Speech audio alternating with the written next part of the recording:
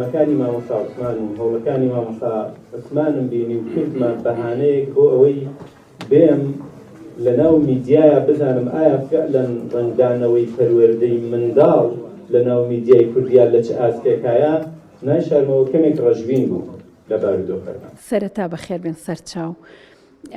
زۆر سپاس بۆ سنتەری ڕۆناکبیری جاف کە ماوەیەکە خزمەتێکی گەورە بە کەڵە شاعیرانی کورد ئەکات. یەکێک لەو کەڵە شاعیرانە مامۆستا عوسمان هەورامیە کە بەڕاستی جێگە دەستی زۆر دیارە لە ناو ئەدەبی مناڵان بە تایبەتی لە ڕووی پەروەردەیەوە.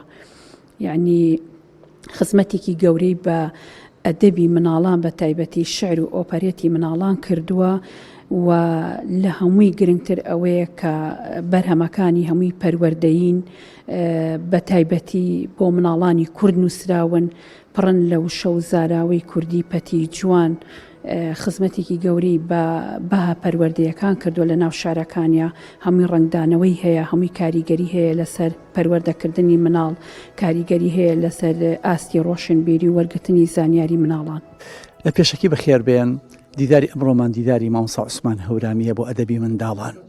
ئێمە پێمان وایە مامۆستا عوسمان هەورامی توانی بێتی ئەندێشەی خۆی بخاتە کار لەگەڵ چەند ساڵی ئەزمموی پەروەردەیە بۆ ئەوەی بتوانێت شتێ بنووسێ بۆ منداڵان.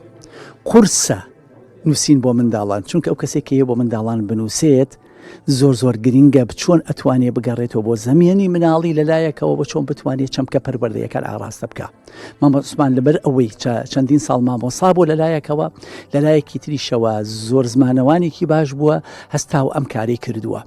پێشمان خۆش بوو ئەم کارە بە حکمی ئەوەی هەم ئێمە هەڵە بجەی هەم مامۆستا عوسمانیش لە سەر بە سنوورەکەیە کارەکە بهێنینە ئێرەوە بۆ ئەوەی بتوانین وەکو سنتەری جاف هەموو ئەو شوێنانەی کە ئەجافی لێیە و خەڵکی ڕووناکبیری لێیە بتوانێت کاری لەسەر بکرێ. مامۆستا عوسمان هەورامی هەر بە ناو هەورامیە ژناخۆی لە سلێمانی گەورە بووە لە ساڵی 1949 هاتۆتە سلێمانی. مامۆستا عوسمان هەورامی ئەبوای ئێستا بە پرۆفسۆری یاریدەدەر پێشەوەی وەفاتکە لەبەر هەژاری نەیتوانی زانکۆی بەغاتەوە و کا کۆلێجی ئادەب. لەبەرەوە ئابووری خێزان زۆر گرنگە بۆ ئاسی ڕۆشنبیری نەبەزی بوو ئەو توانی باشترین مامۆستا بێ بۆ قۆناغی یەکەم. بینە سەر ئەدەبی مناڵان و شعری مناڵان و شانۆی مناڵان لای مامۆستا عوسمان هەورامی بەڕاستی ئەگەر پلەبەندی بۆ بکەی یەکێکە لە لووتکەکان، یەکێکە لە شارەزاکان، یەکێکە لە مامۆستا سەرکەوتەکان. مامۆستا عوسمان زمانی گفتوگۆی بۆ ئەدەبی مناڵان زمانێکی زۆر سروشتیە، پێچ و پەنایتیانە، گرێ و گۆڵیتیانەیە. مناڵ کە گوێی لە شعرەکانی مامۆستا عوسمان هەورامی بێ ئەکەوێتە لار و لەنجە وەزانەیە یاریە.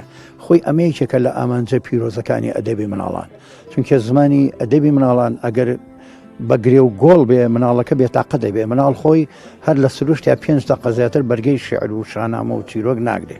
وڵی نەک مامۆستا عوسمان هەورامی هەر هەموو شاعیران هی مناڵان و هی گەورەکانیش لەسەر گیرفانی خۆیان و ڕزق و ڕۆزی خێزانەکانیان ئەم بەرهەمانە چاپەکەن. لە ڕاستیشا لە بازاڕە بەرهەمەکان باش نافرۆشن، هەمووی هەرخەڵک بە تەمایە بە دیاری بێنێ. لەبەرەوە بەڕاستی پێویستی بە سیستەمی دەوڵەتێ، پێویستی بە دەوڵەتێ، پێویستی بە وەزارەتی ڕۆشنبیری هەیە لا لەمە بکاتەوە. چونکە ئەگەر ئەمە دەوڵەت بە سیستەمی نەکا و نەتوانێت ئیشی پێ بکات گیرفانی شاعیر و نووسەران گەرم کاتەوە بەڕاستی لەسەر ئاستی تاک هەر بودجەی خێزانەکەی ئەڕوات. بەڵام خەڵکانێکیش هەیە لەوانەیە 10 دانە بکڕن، لەوانەیە 15 دانە بکڕن بە دیاری نێرن بۆ شوێنان. خودی مامۆستا عوسمان خۆیڵێ کاتێک کە من نەمتوانی بخوێنم دەسەڵاتم نەبوو درێژە بە خوێندن بدەم بچمە خوێندنی باڵاوە وەزم نێنا، چونکە پێم وا بوو کۆمەلگاکەم زانکۆیەکە لێوەی فێرەکەم.